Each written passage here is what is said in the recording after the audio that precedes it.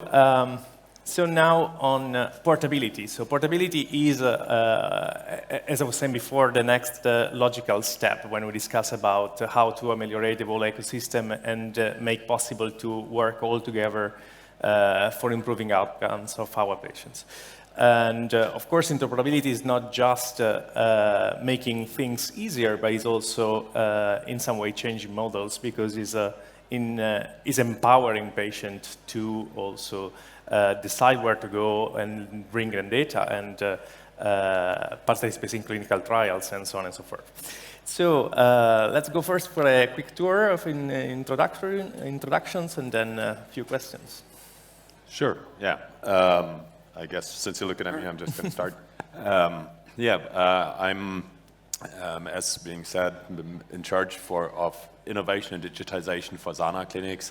Sana Clinics is one of the largest integrated healthcare provider in Germany. We have roughly 60 hospitals and more than 600 outpatient care seats, doctoral seats with a statutory health insurance.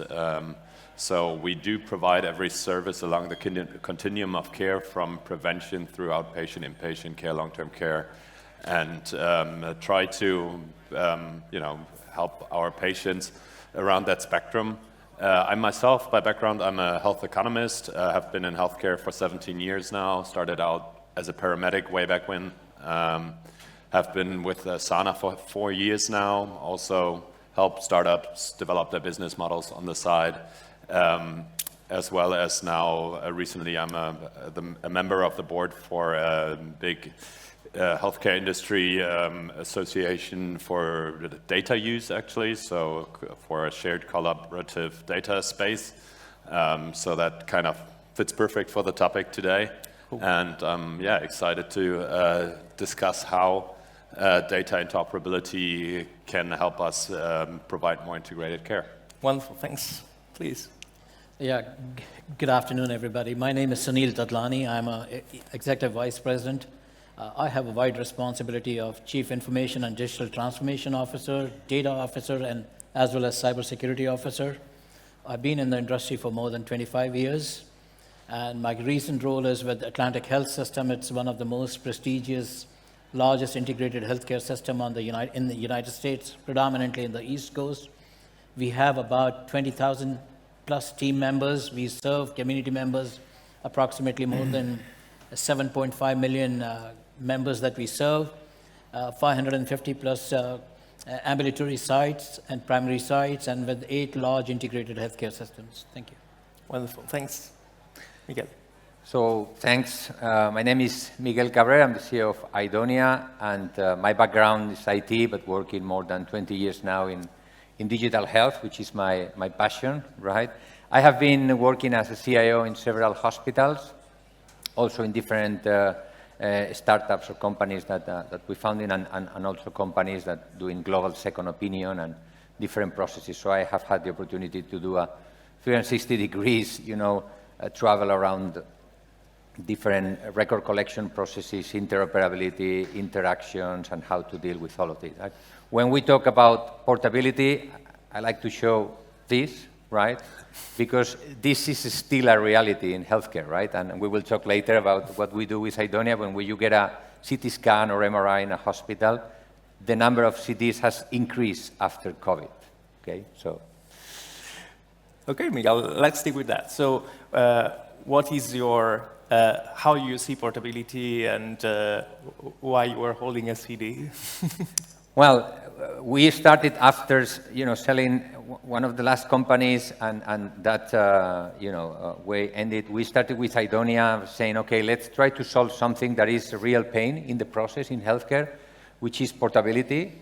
We were envisioning that patients should have more control over their medical information. So we wanted to replace the CD. So we created a platform that facilitates the medical imaging delivery and exchange between patients, medical centers, and professionals, right?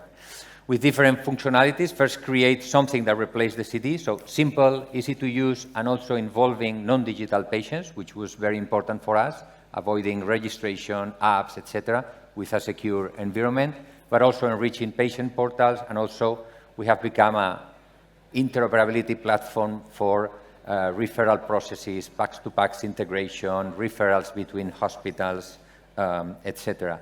Now we are also doing AI orchestration that we will talk later, integrating different AI algorithms. So in the 5 years that we have been on the market, we are creating 7,000 accesses per day to patients. We deal with 600 million medical images, and we are creating 35 million DICOM transactions per month, right? So how we are helping patients, first, eliminating the CT.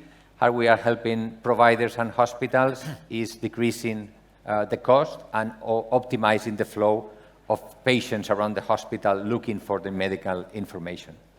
That's very cool. Sunil, so from what point of view, what is portability and why it's impacting on your business? That's a great question. And let me start, we talk about portability. It is all about exchanging information, integration of systems, meaningful use of data across the systems, across the organizations, throughout the life cycle of the data. That's a high-level definition of portability, but why it has become important, and specifically in healthcare industry. I will talk about specifically in US. Let's look at the structure of healthcare systems. We have multiple partners that are involved in healthcare ecosystems. You have patients, you have providers, you have pharmacies, you have payers, insurance companies. So there is no one partner who's controlling the entire ecosystem. And everybody has their different vested interests and priorities, and seldom those priorities converge. So everybody is having their own formats, their own systems, and nobody owns 360-degree view of the patient. That's the basic problem. Second problem is data. There is an explosion of data. We are talking about billions and billions of internet-connected devices, wearables, sensors, and by predictions, 2040, there will be more robots than human population. So there is a lot of data that is being exchanged. And if it sits in silos, you cannot do care continuum, and you cannot talk about seamless integration, seamless care delivery. So that is why data, the structure of healthcare organization, healthcare ecosystem is a key accelerator of why portability has become, interoperability has become so important. Third part that I really want to focus is, let's talk about data, because data is where all the countries, all the industries, and all the organizations are competing for, because data is a foundation for AI. AI is not good if there is no really meaningful data. And if you talk about world data, healthcare data is, believe it or not, 1/3 of the world data is healthcare data. It is growing at the annual compounded rate of 36%, which is at highest rate than any industry vertical. It is 11% faster than financial data, 10% faster than manufacturing data, 6% faster than media and communication. So everybody is trying to solve this problem. And that is why it has become the crux of, how do you create a universal, seamless, integrated care system? And it's not possible unless we as a system, we solve interoperability issues. Wonderful. So Miguel, you had a chance to see how interoperability works with a large number of clinics and outpatient clinics in Germany. So how is it impacting also the operation of the clinics, and at the end of the day, how is this impacting the revenues or costs of the clinics? So firstly, I have to admit we're not there yet. We still have 7 different EHRs in use and maybe 400 different subsystems. We're currently working on harmonizing, consolidating these systems, and making use of the data. It's always use case driven to create value for our patients, for our stakeholders, and also making it available for secondary use in the frame or the guardrails where it's obviously legally possible and safe to do so. I'm actually quite happy that you said you still have silos in the US, where I think you're doing way better probably with meaningful use and everything that you have, and being able to utilize data to a way greater extent that we are. I think you guys are way more digital, and putting it, I think besides technology, it's largely also a cultural context where regulation plays a big part in it. And we heard earlier here that there is enough money in the system. That can be argued. I'm just guessing it's probably not well allocated, or that is the fact for Germany at least. So I think we need to find a way to incentivize a meaningful use of data for us as well, and then create systems where we adhere to international standards and also enable the producers of these systems to scale internationally by having the same international systems. Germany is heading this way. There's like an ISIC process, it's called, through the government, where hospitals are even, by law, they have to adhere to these international standards. The problem is no one does, because there is no punishment and no incentive to do so. And the systems that we have in place, a lot of them don't speak fire yet even. And we don't get paid to implement new systems that could do that. So it's kind of, this Gordic knot, if you will, that we just have to kind of break out of. And we at Sana, we are currently teaming up with a startup to develop a new EHR system, but that obviously takes a lot of time. So that's kind of where we stand. Of course, that's very nice. I mean, I think everybody is on the same page here in every country. Someone faster, someone slower, but. So Miguel, before you were discussing on AI, so how is AI going to change this field? Well, I'm not an expert, right? It seems clear that it's going to help, and it's going to have a deep impact in healthcare. It has been an experience joint with what we are doing, right, to do our first AI projects with a region in Spain, in Valencia region. They are a quite big region with 26 hospitals. And they decided to start to use AI for detecting anomalies in simple X-ray. That test is done in emergency rooms, in primary care, and radiologists are not able to report that. So at the end of the day, it's something that is in a limbo or in some cloud, but it's not well managed on the process. So they decided to use certified algorithms in order to detect anomalies, right? Since they were a client of us for some of all the functionalities that we have, they requested us to integrate those algorithms and act as an orchestrator, right? So helping them to connect with those algorithms, so they don't need to integrate or create infrastructure for each of those connections, being able to anonymize the data, to collect through the API, and collect that and put the results in a clinical workflow that is correct for the emergency doctors or the primary care, so depending on the needs, right? This has been a quite interesting experience, not only the algorithm, that it has been measured and is working properly well. They are comparing two that are doing very similar. Now they want to extend to oncology, but also, the doctor is taking the last responsibility of the diagnosis. It's just like a second opinion, but also how to orchestrate the flow in a way that it makes sense and optimize, right? We are in 1 minute and 30 seconds, we are getting the diagnosis, and we are optimizing the process. We are reducing the workload of radiologists.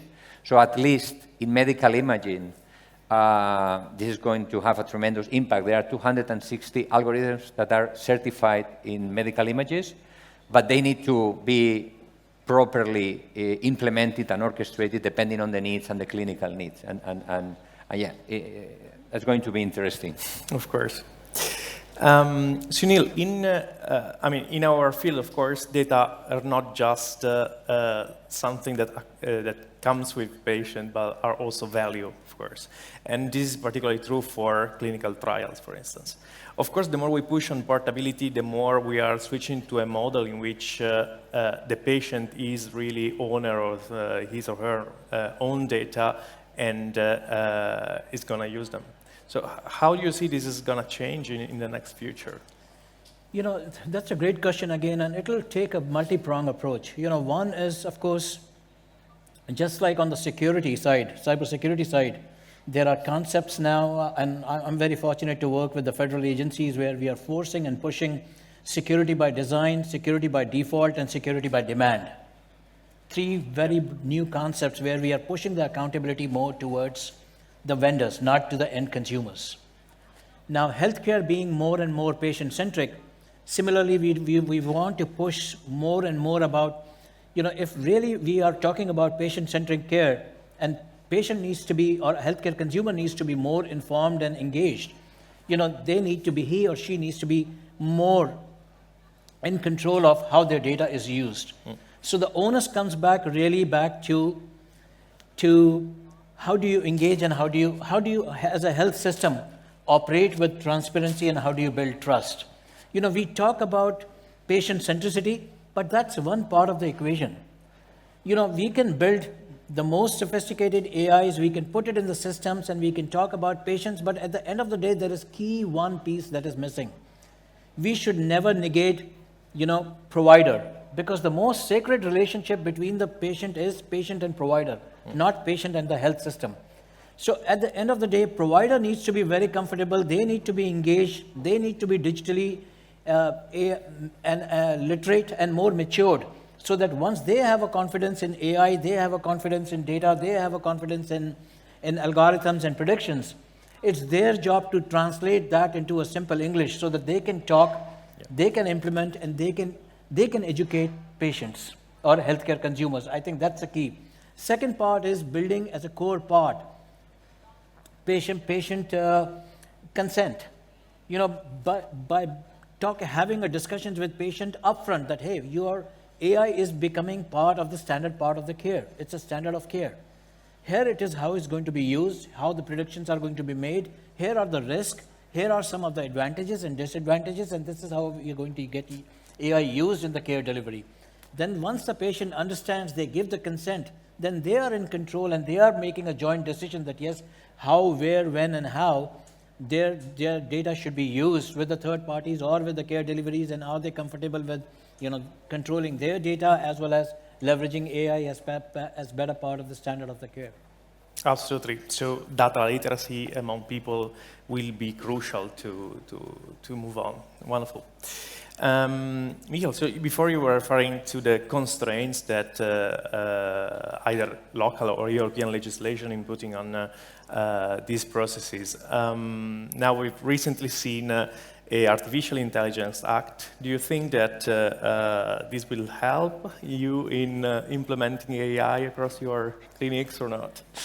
All right, that's a tricky question. I'm not a legal expert, but I mean, the AI Act, as well as the medical device regulation in Europe, definitely makes it challenging to implement self-learning AI algorithms. It's possible to use machine learning. We are already utilizing that, especially in radiology. But for us, it's quite tricky to maneuver the regulatory field in utilizing AI. I mean, there is firstly already cultural a big challenge where people are afraid of utilizing AI or don't trust it, and then there's also the regulatory side, which prohibits the just easy use of AI, which can be also said that it's good for safety reasons. So we are actually a bit slow to implement AI in Germany in total, I would say, but also at Sana Kliniken, taking it slow there, and we believe that it's not necessarily a benefit for us to be the front runner in the system, because it comes with a lot of risks and a lot of costs for development. Of course. Yeah, so again, great session. Thanks a lot, guys. So I think that the take-home message here is that really portability is going to change the model, not just being handy for our patients, but it's really going to change what we're going to do in the future, and really going to change the outcomes. So thanks a lot again, and thank you for your attention.